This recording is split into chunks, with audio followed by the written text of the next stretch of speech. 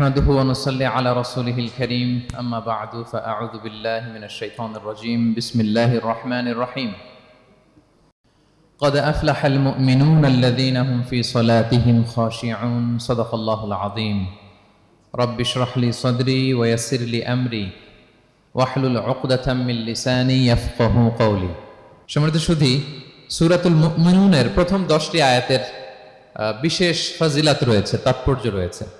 এই 10টি আয়াতের সংক্ষিপ্ত তাফসীর আমি আপনাদের সামনে পেশ করব ইনশাআল্লাহ বিইذنিল্লাহ। তো সূরাতুল মুমিনুন, আল্লাহ দেখেন মুমিনদের নামে সূরা দিয়েছেন সূরাতুল মুমিনুন, আবার কাফিরদের নামেও একটা সূরা ডেডিকেট করেছেন। সূরাটার নাম কি বলেন তো? সূরাতুল কাফিরুন।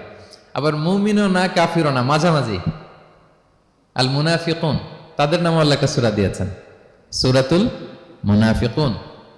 তো এই সূরাটা আমাদেরকে উৎসর্গ করা, আমাদের জন্য ডেডিকেট করা।